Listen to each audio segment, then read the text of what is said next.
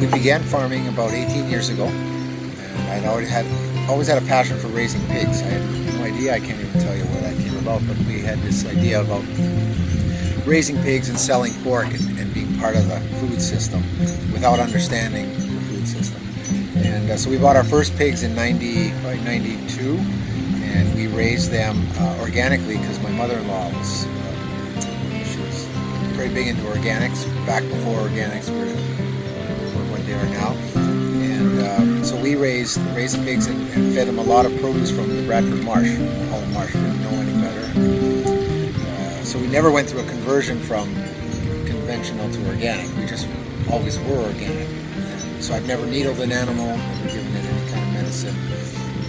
And anyway, so we raised a bunch of pigs for fun. In the mid-90s, I guess, we bought a slaughterhouse and a butcher shop. And so we took it one step farther by doing all our own processing of the animals that we were so dedicated to raising. We moved to this farm in 1999, and we've been here now 11 years. Our business has grown primarily in Toronto, but we do some business outside of Toronto as well.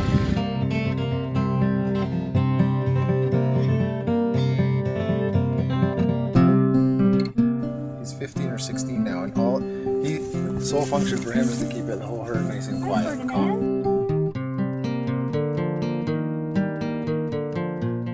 Yeah, this herd here are a mixture of heifers and steers, and the majority of them are Black Angus, and there's some Red Angus mixed in as well. Well, this herd here is raised exclusively on grass. We put them out to pasture about the last week of April, and they'll stay out till the middle of October. And they're moved every couple days into new fields, so these guys will cover quite an area, and because they're moved, they're always eating the same size grass, what's called a sward. So as long as you keep them eating a similar size sward, they should gain about 2 pounds a day just off eating grass, which is amazing.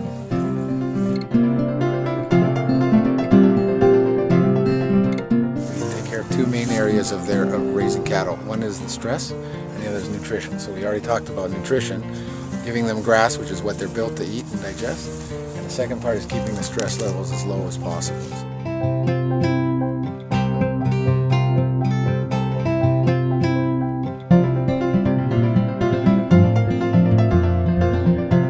This is Isabel, the Jersey cow, and we're going to go get some fresh organic milk.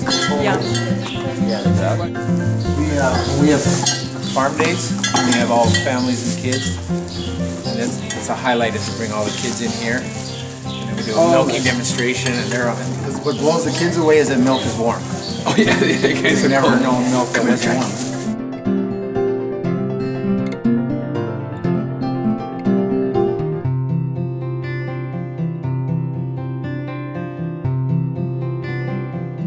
Very yellowy and orange. Yeah, very yellow. Yeah, and when you'll see the cream. That's because of the grass. Because of the grass. Mm-hmm. Yeah, I'll bring that in and filter it. Thank you. Thank you, Isabel. Thank you, very nice of you. Thanks a lot. Oh, we're going to throw it out. Here, I'll take that in here. Milk is good for you.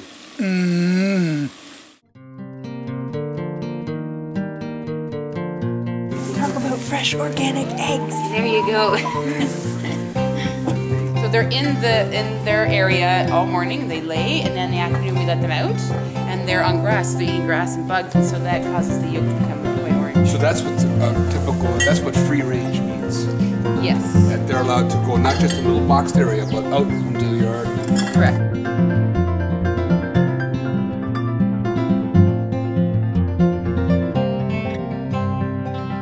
We do have a donkey, Noah. You'll meet Noah, and he thinks he has laser vision and he can kill a coyote from 100 meters away, but no, it doesn't happen. He's you can hear him. That's him. Yeah, he's very loud. No, but I mean, if the coyotes are around, if they want to, they strike in the middle of the night. So I mean, if they're going to get a calf, they will. Not much you can do it. But the sheep we bring in every night, so we have very little. We have had no lossage of sheep this year, but they don't bother pigs. I think pigs are quite aggressive. So because you'll see the pigs are on pasture, and they're on pasture all year, and I think they're a little more aggressive. Maybe they don't like their scent. I'm not sure, but they don't bug the pigs.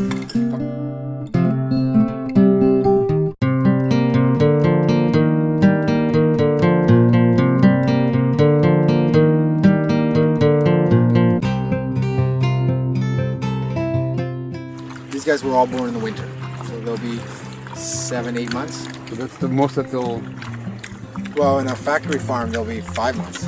really. These will add another 2 months just because they're running around. And So they basically have a year. less than a year. Yeah, you would normally have. They So grow they- so fast. So they go inside in the nighttime? No, stay out here. Oh, no. Cat, nothing. So it doesn't get too cold. No. Well, we wouldn't raise them out here in the winter.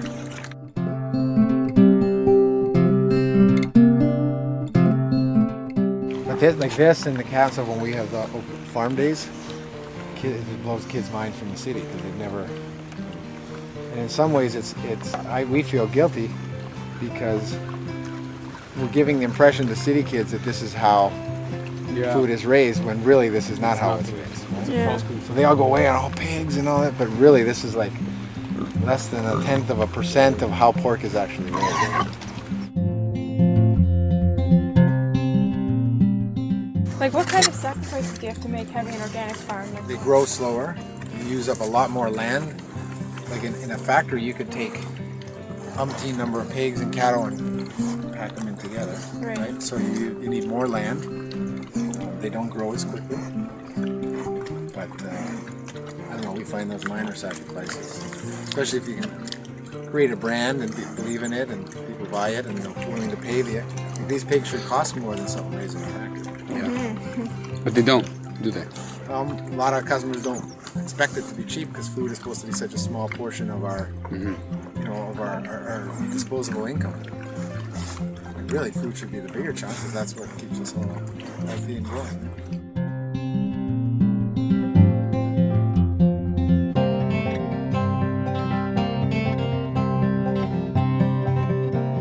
We're very excited to work in such close proximity with a store like Nature's Emporium. We were talking earlier and figuring out that we're probably less than 20 kilometers away from the store, which is truly amazing, especially in this day and age where people are trying to get more connected to their food sources.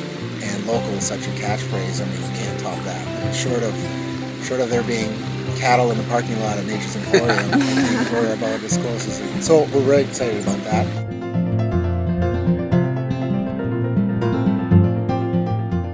So there's three kinds of categories. There's natural, organic, and grass-fed when it comes to meat products.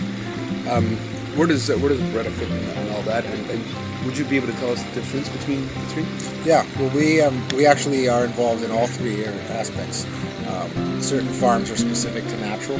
We got into doing what's called natural, which is almost a step down from organic in the sense that the animals don't receive any antibiotics or hormones, but the feed isn't necessarily certified organic. Certified organic has been what we've been doing forever and is what we're most familiar with and what our brand is most associated with. And then grass-fed is what we kind of joke about being the Ferrari of the organic, in the sense that you've seen it from the footage you've taken today with the cattle. That's the ultimate way of raising cattle, be 100% grass-fed. Unfortunately, in our climate, it's difficult to do year-round. It tends to be quite seasonal.